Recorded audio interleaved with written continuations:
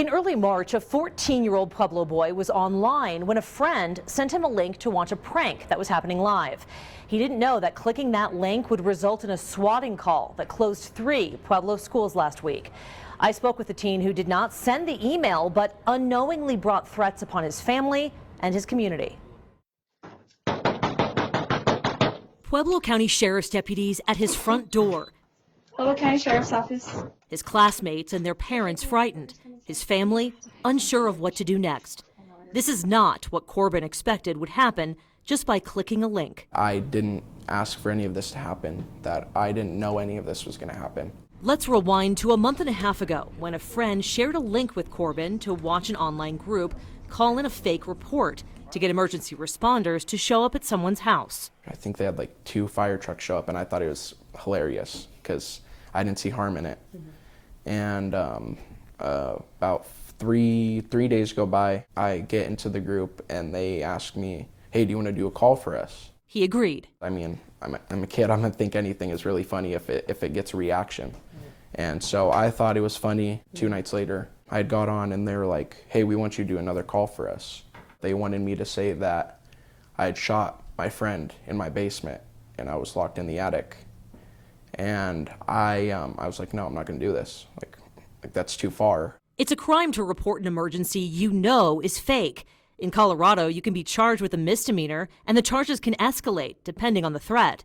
It's a federal crime to call an emergency response to a location in another state.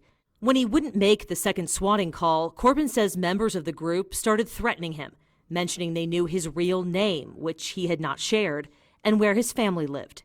And then they had called my dad's current house with, I believe it was just my stepmom and my baby sister there. And it freaked them out because they had said something about my dad got a gun out of the safe and we were all hiding from him. And that's when it started to get very deep. But it was just the beginning. Around 12:30 in the morning Easter Sunday, Corbin's parents learned from a family friend that this email, blurred for its offensive language, was sent out threatening his school, the Online Learning Academy's Pueblo West campus, as well as Swallows Charter and Liberty International. His stepdad woke Corbin up in a panic. The first thing we could do was let's get on there. And as he gets on there, he's still seeing messages shooting out. That he's not sending. That he's not sending, exactly. Not knowing what to do, Corbin says he sent this short email to the same group that says in part, quote, I have no idea how it was sent through my email. I'm sending this to say it was not me, but the damage was done. Moments later, law enforcement was at his door. I honestly don't know what these people are capable of. They can clearly hack into an email and force their way into a password based on just what I can tell. Pueblo County Sheriff's investigators say it was not a District 70 student, but someone out of state who's responsible for swatting the schools. It noted investigators are working with the FBI. In cases like these, an FBI spokesperson tells me that agents work with local law enforcement to track and create a real-time picture of swatting incidents to try and stop them and find who's behind them. It uses its virtual command center to track swatters, many who operate from overseas. The agency could not share with us the number of swatting incidents so far this year.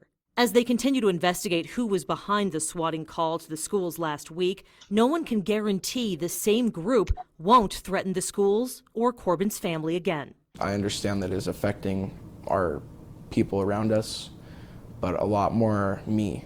It's affecting me a lot more that they don't see. And I didn't ask for any of this to happen.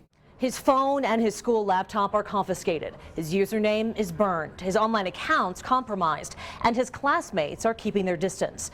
For a 14-year-old, it amounts to a loss of identity, all from clicking a link. We're in touch with investigators and we'll update you on the search to find who's responsible for those swatting calls when we learn them. Megan Cloherty, News 5.